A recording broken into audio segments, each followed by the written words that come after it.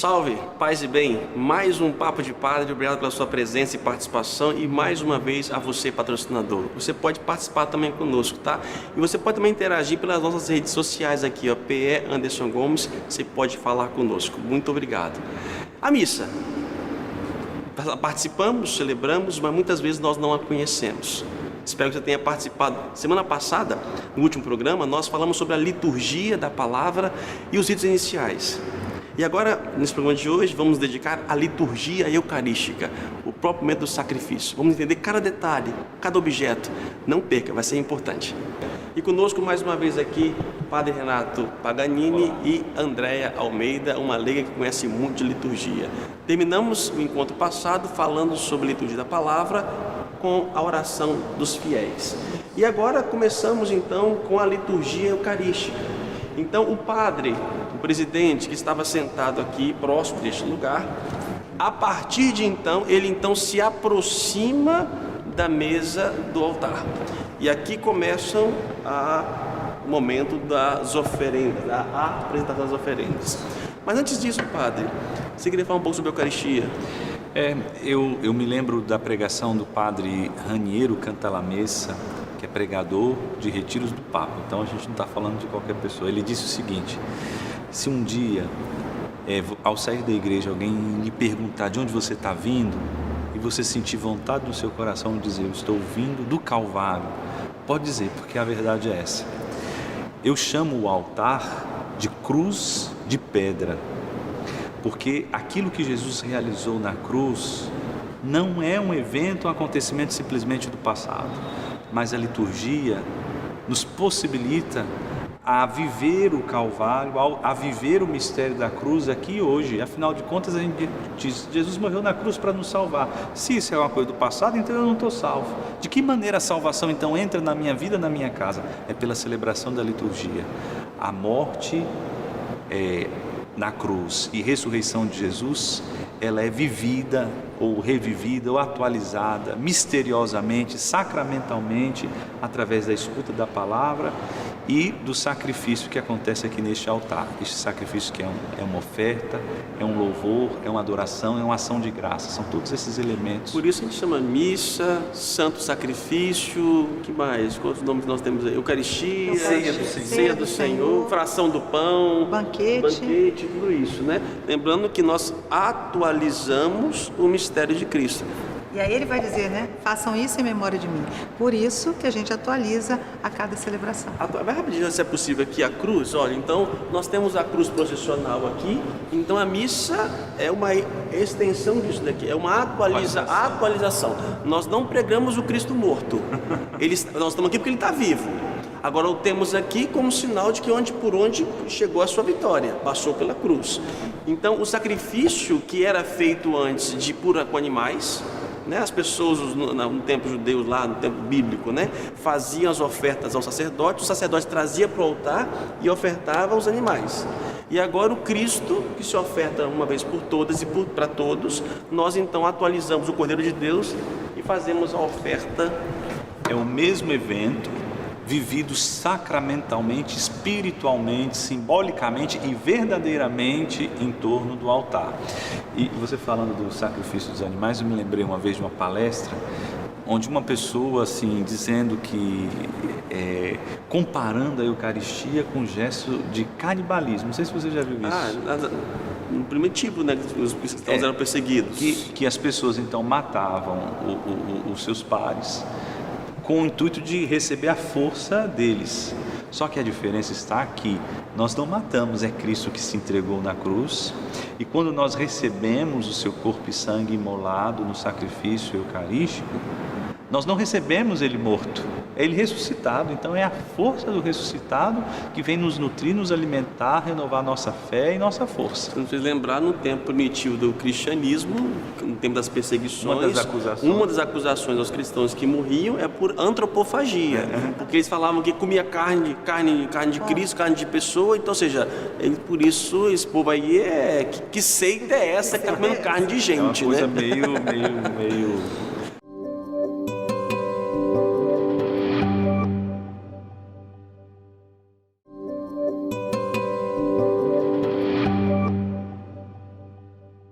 Bom, lá, Luca. aqui então celebra, atualizamos. Aí sacramentalmente nós temos os elementos. Por favor, coroinha. Vamos lá, coroinha. E aí o coroinha, quem está servindo o altar, traz. Na Europa é muito comum já deixando Tudo no cantinho. Tudo no cantinho. Tudo no cantinho? Tem que ser no cantinho do tudo altar. prático, lá para ser rápido. Não tem coroinha lá. O padre já pega aqui e já faz, né? Vamos lá então. Isso aqui está errado, né, senhora? Põe aqui ao contrário. Isto. Então aqui nós temos, o padre chega e abre. Isso para o primeiro momento da celebração eucarística, que é a apresentação das oferendas. Antigamente, Padre Anderson, para dar uma pausa entre a liturgia da palavra, que era uma liturgia grande, tinha um sermão, que a gente chama de homilia, era muito extenso, eles tocavam peças inteiras de concerto, para as pessoas então poderem fazer essa passagem de um momento para o outro, né? E aí começava a liturgia eucarística então com a preparação do altar e a apresentação das oferendas. E aí você vai expor aqui alguns elementos que são apresentados junto com as oferendas, ou que dão suporte para a apresentação das oferendas para início da liturgia eucarística, né? Então, por questão prática, a gente vai falar alguns nomes aí, só para você ter conhecimento que os nomes têm a ver também com o significado, né? O uso. Com seu uso. Com o seu uso, né? Esse primeiro paninho, como o pessoal fala, né? Os paninhos, né? Os paninhos de Jesus. Os paninhos de Jesus. Ou mesmo de alfaias, né? Então se abre esse daqui, ele é chamado de corporal, né? Porque se qualquer coisa que possa cair, vai cair aqui. E aí depois, olha, já tem toda a forma de certinha de dobrar. Depois o padre, com todo carinho, ele dobra, né? E leva. Isso aqui depois uma pessoa da comunidade separada, ela vai lavar com todo carinho esse material.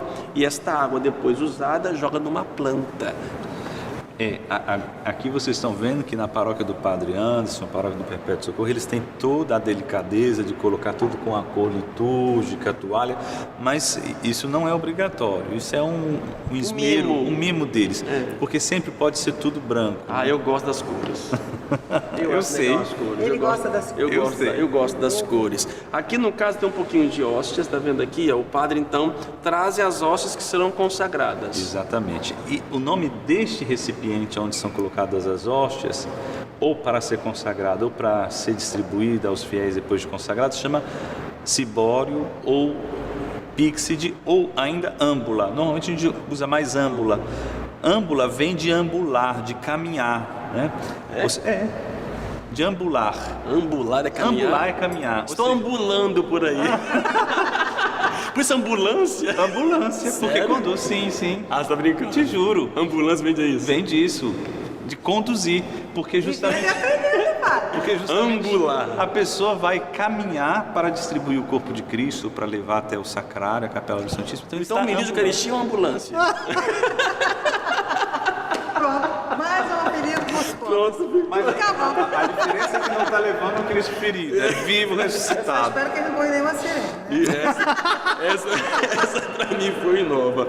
Bom, aqui são apresentados então, e aí nós temos outro material aqui, ó, que é chamado de pala, né? De palio, né? Pala, proteção.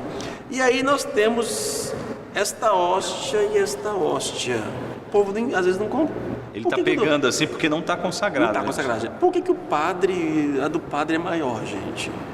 É porque, na verdade, é para facilitar a visualização, não é? Mas no começo, na época do cristianismo primitivo, se usava um único pão. E na hora que a gente canta Cordeiro de Deus ou reza Cordeiro de Deus, que se chama fração do pão, esse pão era fracionado em pequenos pedaços para toda a Assembleia. Hoje já vem pronto, né? Hoje já vem tudo pronto, infelizmente.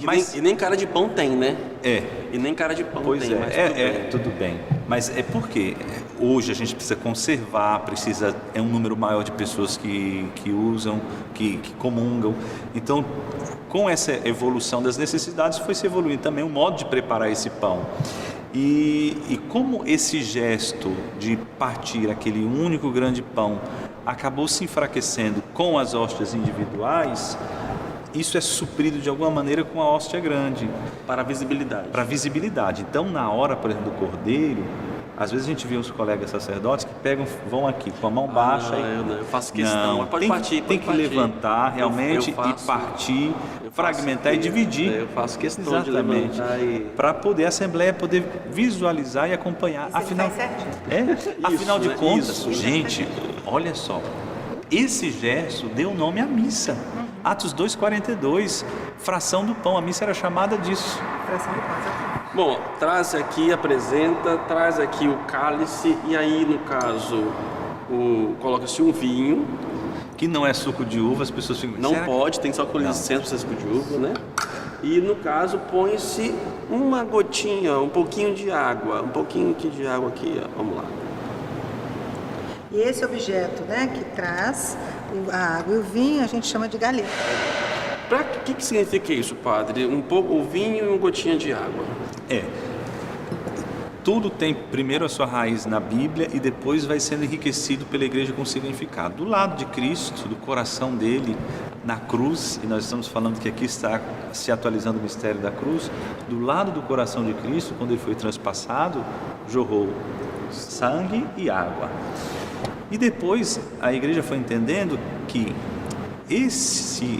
essa gotinha de água significa a nossa humanidade participando da divindade de Cristo, que é muito maior, né? Ou seja, o vinho ele é mais abundante, embora seja pouco, é mais abundante do que a água, ou seja, é o pouquinho da nossa humanidade sendo envolvida pela divindade de Cristo. Mas dizem alguns historiadores, assim, a coisa mais limpa e seca, de que no princípio era usado mesmo para poder enfraquecer o vinho, depois que foi sendo enriquecido de significado, né? Porque de fato este vinho, como nós usamos pouco, ele tem um teor alcoólico muito alto. 14%, né? Eu acho que até 16, mais. acho que por causa da 16%, conservação, porque ele é guardado na sacristia, né? Fica aberto mais tempo, né?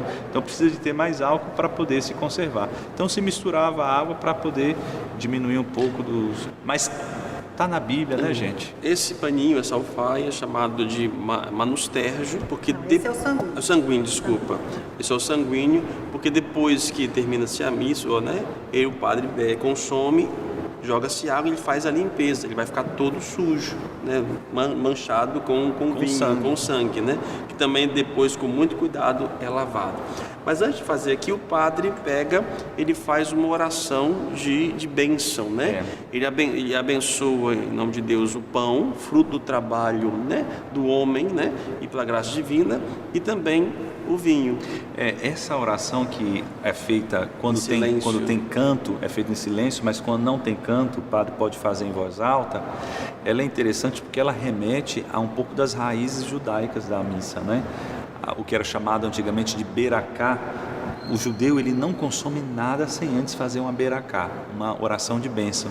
E essa oração é justamente bênção. Bendito sejais, Senhor Deus do Universo, pelo pão que recebemos de vossa bondade, fruto da terra e do trabalho humano que agora vos apresentamos e para nós se tornar pão da vida. E muito similar é com o vinho, agradecendo a Deus, bendizendo a Deus, louvando a Deus pelos frutos da sua bondade que vieram do trabalho e da terra. O homem oferta, Deus pega aquilo que o homem oferta no seu trabalho e transforma aquilo no sagrado, né? No divino. Interessante, eu sempre... o mistério da apresentação de Jesus, né? Aqui vocês têm umas fases aqui vocês têm a representação ali da apresentação de Jesus. É o segundo da direita para a esquerda. O terceiro de lá para cá, o quarto de lá para cá. E você está vendo isso? E você está vendo que tem o altar no meio? É o nosso altar. É o altar de vocês. Por quê? Na verdade, ali simboliza o quê? A oferta de Jesus. O que nós fazemos aqui? Ofertamos a única perfeita homenagem que Deus pode receber, que é Cristo. Nada do que eu faço, nada do que você faz é digno de Deus. Só aquilo que vem dele mesmo que é digno dele. Por isso que nós ofertamos o cordeiro, pão e vinho consagrados, que é o corpo e sangue de Cristo. Agora é interessante que a gente oferece pão e vinho, oferta pão e vinho, e depois recebe o corpo e sangue de Cristo. Tudo que a gente oferta para Deus, Ele devolve para nós enriquecido da sua graça.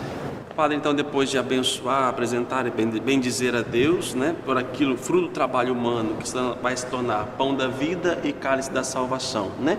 Ele então se aproxima e aqui faz o momento do lavar as mãos.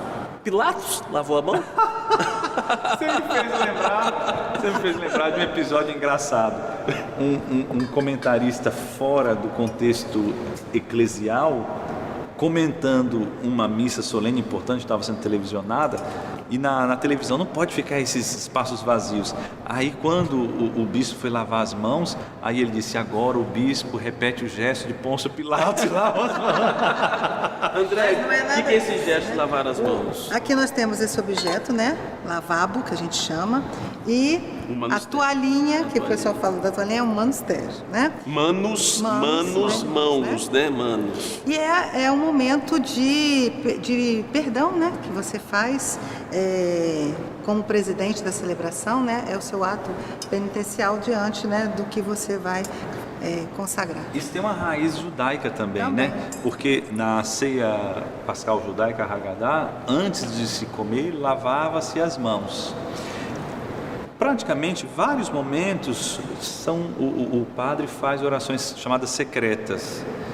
Por que ele faz essas orações em voz baixa? Porque ele precisa tomar consciência do que ele está realizando, porque ele também está se alimentando do que ele está celebrando. E no momento em que ele lava as mãos, lembrando esse gesto da tradição judaica. É um gesto de purificação também, né? Purificação. Tipo, nem é bem lavar as mãos, né? É um gesto simbólico, é tão pouquinho que você molha aqui. Isso é um símbolo. O mais né? importante é a oração que acompanha: lavai-me, Senhor, das minhas faltas e purificar dos meus pecados. É uma preparação interior do sacerdote para se dispor para oferecer o A gente sacrifício. lembra de Pedro na última ceia, né? Que ele lava pés, Jesus quis lavar os pés, então me lava inteiro. Não, Pedro, quem se banhou já se banhou, entendeu? Então é a mesma coisa, eu não preciso lavar o corpo inteiro, eu estou tudo impuro, mas é um gesto de purificação, porque agora plenamente o sacerdote se faz a própria pessoa do próprio Cristo, né? O persona Christi aqui acontece, né? Então é um gesto de purificação para poder acontecer as oferendas. E muito visando a participação do sacerdote também, né? Porque às vezes nós celebramos no domingo 2, 3 e tem lugares até 4 Todo missas. domingo, irmão. Todo domingo passo 4 Eu não missas. falo não, porque você sabe que não é certo, né? Mas aqui eu pedi licença, ou seja, aqui né? não tem condições. Pois né? é. O direito canônico pede 3 missas dominicais. Com licença, você pode... 3 com licença? A terceira já é com Ih, meu licença. filho, Mas você já está... eu tô abençoando com o evangeliário, tô celebrando 4 missas. Então, o Mas padre, são ele... as questões pastorais, né? as necessidades. Então o padre ele precisa se alimentar e tomar consciência para não cair no mecanicismo, né? Então ele precisa tomar consciência e essas orações chamadas secretas ajudam a gente a tomar consciência do que está fazendo. Gente, nosso tempo tá corrido e nós temos que adiantar, mas é importante esse momento aqui, as pessoas não entendem.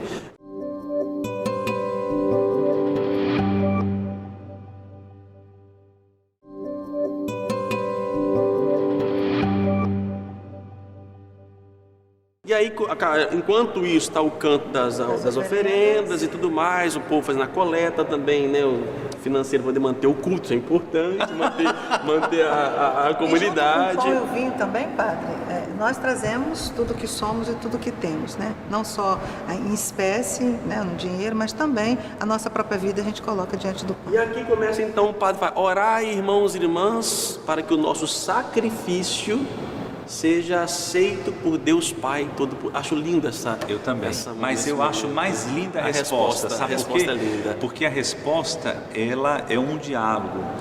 Um diálogo do povo com o Padre. O povo está dizendo: receba o Senhor por tuas mãos, Padre, este sacrifício, para a glória do seu nome, para o nosso bem e de toda a Santa Igreja. Ou seja, é um diálogo com o Padre, né? Que o pessoal pensa: receba o Senhor por tuas mãos, pensa, mas tem 2 pronomes, tem tu e sua, né? Então, por tuas mãos, para a glória do nome de Deus. E lembrando, sacrifício, mais uma vez, que nós atualizamos o único e perfeito sacrifício de Cristo, que é o da cruz. Que é o da cruz. E a palavra sacrifício, vem? Latim, sacrum facere, fazer sagrado.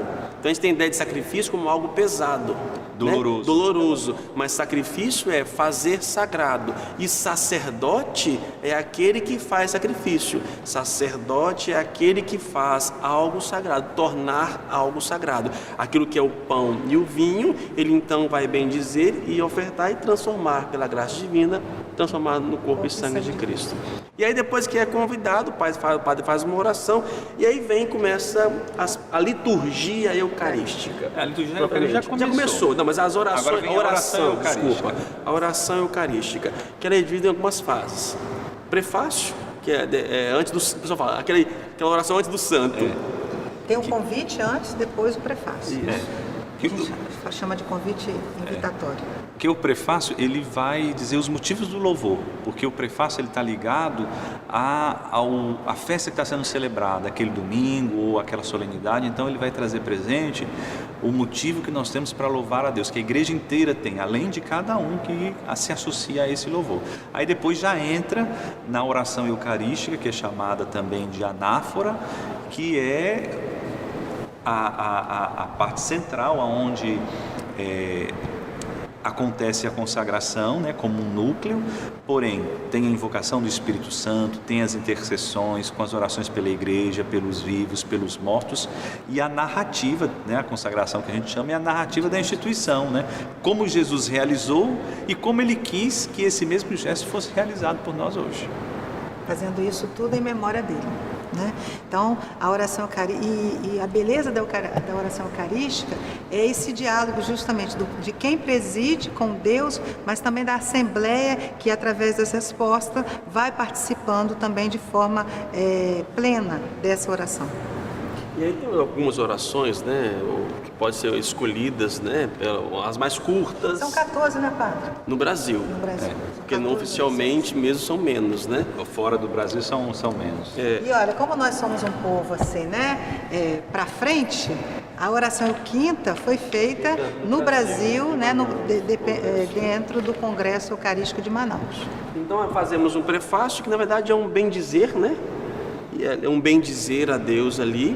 E aí culmina esse prefácio no santo, né? Também é bíblico, né? Tirado lá de Isaías, né? Santo. E o finalzinho do prefácio, né? Unindo nossa voz, a voz dos anjos e dos santos. Lembra do que eu falei no programa passado, que a liturgia uniu o céu e a terra? Nesse momento fica muito explícito isso, porque fala, unindo a nossa voz ao coro dos anjos e dos santos, cantando a uma só voz. Ou seja, não estamos cantando sozinhos, estamos com os anjos e com os santos. Porque se os anjos estão diante de Deus no céu, não é isso?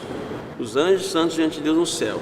Se a missa, o Cristo se faz presente, é o próprio corpo e sangue de Cristo. Eles estão obrigados a vir, né? É o céu na terra. O que nos une, esse ponto de intercessão que nos une o céu e a terra é o próprio Cristo. Então, o Cristo aqui no altar, então, ou seja, a missa é o céu na terra. As duas igrejas, a unidade se dá das duas igrejas, né? A igreja celeste com a igreja terrestre. E a comunhão dos santos que a gente faz no credo, exatamente, né? A comunhão dos santos acontece exatamente aqui. Exatamente. Inclusive a festa de todos os santos é para explicitar isso, que a igreja é mistério da comunhão dos santos. A Andréia lembrou da igreja celeste, ou triunfante, com a igreja militante que somos nós, e tem ainda a igreja padecente, por quem nós oramos para que eles façam a sua Páscoa e estejam no céu na glória. E aí depois do santo, e aí nós entramos então propriamente na oração, né, da oração eucarística, sim, tudo é oração eucarística, mas que entra o relato próprio da instituição da Eucaristia. Né? Agora o interessante é que esse relato, o memorial da narrativa da instituição de como Jesus quis que fosse celebrada a missa, isso acontece dentro de uma oração. É bom que a Assembleia preste atenção de que a todo momento o padre está dialogando, conversando com Deus em nosso nome. A oração inteira, a oração eucarística inteira é uma oração do Padre ao Pai por meio de Jesus. E esses gestos acontecem dentro dessa oração. Interessante destacar que toda oração na Santa Missa é ao Pai pelo Filho no Espírito. Exatamente. Sempre a Trindade se faz presente em todas as orações. Aqui a igreja é um mistério de comunhão, né? Deus é a comunhão. Depois então aí ele faz a elevação, que agora, antes na oferta, na apresentação da oferta, ele faz assim, para apresentar, para bendizer a Deus, né? Ele bendiz. Agora aqui depois ele já apresenta, pode ser feito aqui, no caso, apresentando já não mais o pão, mas o próprio corpo e o sangue, o corpo e o sangue de Cristo. E assim, existe um pouco de polêmica sobre essa questão da elevação, mas nas rubricas do missal diz que é elevado para adorar. É para adorar. Nós... E o padre ajoelha para adorar. Agora, não é só nesse momento, a missa inteira, a liturgia inteira é uma adoração a Deus. Então, essa coisa de essa preocupação de adoração não é, a missa inteira é um culto de adoração a Deus. Nesse momento tem esses gestos que explicitam, né? E aí a gente vai caminhando, então, faz um momento depois da consagração, que é, como é que é a palavra mesmo? Epíclese. Epíclese, né? Tem a epíclese para consagrar e tem a epíclese sobre a assembleia, que é interessante, né? Que o pão e o vinho se tornem corpo e sangue de Jesus pela força do Espírito Santo e que a assembleia, ao comungar, se torne toda ela corpo de Cristo, por obra do Espírito Santo. E aí por isso nós rezamos pela igreja, pelo Papa, pelos fiéis defuntos, as intercessões são colocadas e culmina isto com a doxologia. A doxologia. Dox é louvor, né? Ou seja, palavra de louvor. Ou seja, toda a liturgia é uma ação de graças e essa doxologia ela é o louvor mais solene. Aí o padre partilha aqui, pode ser feito assim, né? Por Cristo, com Cristo. Isso. Ou seja, tudo isso, a oração é ao Pai. A oração eucarística começa lá, né? O prefácio: na verdade é justo, necessário, Senhor Pai Santo, Deus é eterno, todo-poderoso, por Cristo é a vossa palavra, e tudo isso é feito por Cristo, com Cristo e em Cristo. A vós, Deus Pai, na unidade do Espírito Santo. Toda a honra e toda a glória. Agora e para sempre. Aí o povo... Aí vem esse amém, que é o amém a toda a oração, a toda oração eucarística. Então, é um amém que tem que ser dado mais enfático, ou sempre cantado na medida do possível. Lembrando que o por Cristo, com Cristo em Cristo é uma oração presidencial. Ou seja, é o padre, né, quem preside, que vai fazer. É que o povo fica com aquela vontadezinha de rezar junto, né? Mas você tem que rezar interiormente, né? Porque para rezar e para participar da missa, você não precisa cantar tudo, falar ao mesmo tempo, fazer tudo junto, não. A gente participa vendo, ouvindo, né? A liturgia tem essa dinâmica. Você não precisa falar e gestualizar o tempo inteiro para poder participar da missa. E aí entramos, o nosso tempo está estourado já, mas vamos acelerar aqui. Depois vocês editam. Não, tem não. O rito da comunhão, que é depois desse aqui, rezamos o Pai Nosso, né? Isso. E aí se estende o Pai Nosso, não termina com amém, porque ele continua, né? O Pai Nosso é: e não os deixeis cair em tentação, mas livrai-nos do mal. Aí o padre continua. Não fala-se amém. Aí o padre continua: livrai-nos de todos os males, ó Pai, dai-nos hoje a vossa paz. O povo, e vosso é o reino, o poder e a glória para sempre. E aí continua a oração do Pai Nosso, é uma extensão da oração do Pai Nosso. Senhor Jesus Cristo, não os deixeis cair em tentação, né? Não deixastes os apóstolos, eu vos deixo a paz, eu vos dou a minha paz. E aí sim, o povo vai dizer o amém. E depois vem o abraço da paz, que é um gesto significativo, bonito, porque acaba sendo um abraço de reconciliação também, antes de nos aproximar. Isso é bíblico, né? Antes de desaproximar da mesa, nós temos que estar em paz com o nosso irmão. Mas nós brasileiros gostamos de fazer aquela festa, aquela algazarra, embora a Santa Sé tenha orientado: olha, não precisa ter canto, e é só com a pessoa que está aqui perto. Mas nós não aguentamos, Padre Anderson, a gente não aguenta, não. Não, gente, acho que vai lá na frente, não precisa ir lá para trás, mas assim, circular um pouco e na frente, dar uma volta aqui, acho que entre os bancos. Eu não fico censurando ninguém por causa disso. Eu acho bobeira discutir essas questões, né? E detalhe, a paz, assim também como o credo, assim como glória, assim como a leitura, geralmente mesmo mais festivos. Durante a semana a gente omite. Durante a semana. A paz eu faço sempre. Eu não omito, não. Eu omito. E aí termina esse momento da paz com o Cordeiro de Deus. E aí a gente, quando o Padre Renato falou, né, que ele traz o Evangelho de Emaús, né, o texto bíblico de Emaús, que fala um pouco dessa celebração eucarística. E aí eles foram reconhecer Jesus no partir do pão. E aí o Cordeiro de Deus. Nessa hora, pode pegar aqui, Padre, por favor. Faz você que você está mais ao centro. Aqui, nessa hora aqui eu faço assim, ó. Aí enquanto o povo fazendo Cordeiro de Deus, fragmenta, né? E aí um pedacinho da hóstia, o padre coloca no cálice. Explica isso, Padre. Veja só, tem um sentido histórico, né? E tem um sentido espiritual. Vamos começar pelo espiritual, que é o mais importante. Ou seja, Cristo está inteiro no vinho, no sangue e está inteiro no corpo. Então, quem consome, recebe, comunga do corpo, está comungando do sangue. Quem comunga do sangue está comungando Cristo inteiro. Mas houve um concílio em que, para enfatizar a questão da unidade da igreja, você sabe que a igreja sofreu muito com essa questão de divisão por causa de doutrinas, enfim. Dentro da missa foi consagrado mais de um pão. E este outro pão foi fragmentado em pequenos pedaços e cada bispo levou para a sua igreja para que ao chegar lá, aquele pedaço fosse colocado no cálice para comunhão. Um símbolo de unidade. De unidade da igreja inteira. Quer dizer, é bonito também o que aconteceu, foi um gesto do bispo de Roma e esse gesto então acabou se repetindo e se perpetuando e chegando até nós hoje. Como um gesto de unidade com a igreja, com o Papa, né? Exatamente. É isso aí. A unidade de todas as... Aí nessa hora, depois vem a comunhão, que tem muita coisa também, mas eu acho que você podia fazer um programa só sobre a comunhão. E eu estou devendo ainda o tríduo pascal. Tem o tríduo pascal, já prometi que vou fazer o tríduo pascal, tem que fazer ainda. Você não vai dar conta, não? Comecei a entrar na liturgia, pronto, papo de padre, foi entrando para a liturgia. Mas é tem o canto, o canto. A riqueza é tão grande, né? E são tão pequenas coisas, símbolos, as próprias orações, né? A ecologia da missa, são tão importantes, são tão belas que a gente se perde, né, padre? É verdade. A gente que é apaixonado. Nossa, mãe. Né? E eu estou gostando desse programa porque não está tendo aquele negócio de bola de gás de hélio, de pagar promessa.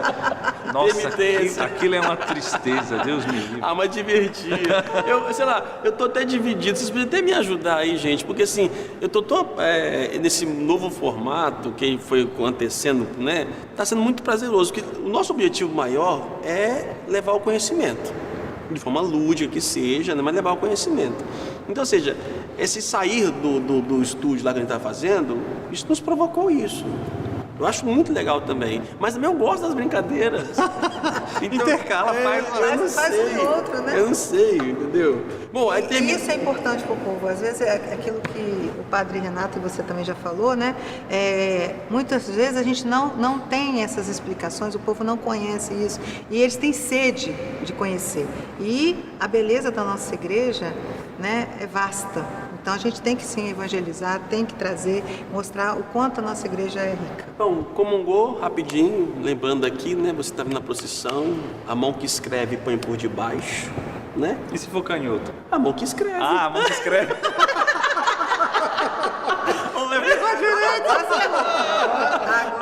Orelha. E se você escreve com as duas, você escolhe qual das duas, entendeu? A mão que você escreve põe por debaixo, né? Você faz um trono, é um trono, sabe? São Cirilo de Jerusalém. São João Crisóstomo. Eu conheço Cirilo. São Cirilo. Catequese mistagógica. Aí por favor, me dá a hoxa, por favor, padre. Ele falou... Eu falo corpo de Cristo. Amém. Aí, não vai 5, vai de novo, padre. Corpo de Cristo. Não dá, gente. Com respeito, é um trono que você oferece para Deus e na frente do ministro você comunga. Tá pode na hora mastigar, do almoço, né? Você não está tocando. Entendeu? E vai para o seu lugar, senta no seu lugar, faz sua oração. E se a pessoa quiser receber na boca? Ela pode na boca também, pode receber diretamente na boca. Ele está querendo receber. Não o corpo de Cristo. O corpo de Cristo. Agora você recebe. André precisa ficar fora também. Também. Lembrando que não está consagrado, viu, gente? Isso aqui não está nada consagrado, tá bem? Tranquilo. E aí comunga, vai para o seu lugar, né? Faz um momento de silêncio, o canto fica cantando, e aí temos um oremos que o padre faz. De preferência que o canto da comunhão, né, possa acompanhar, né, o Evangelho, né, para a gente fazer memória do Evangelho, da palavra maior, né, de Cristo. Os ritos finais é a partir daqui, né? Terminou a oração pós-comunhão, aí vem então... Faz parte sim, os avisos, sabe por quê? Porque a bênção final vai nos enviar para a vida e às vezes os avisos são ligados a compromisso que a comunidade tem para realizar durante a semana. Então é importante dar os avisos sim, tem lugar que eles não gostam, mas tem que dar sim. Claro que tem que saber, ter sabedoria para poder dizer, como comunicar. O rito da comunhão, ele termina com a oração pós-comunhão.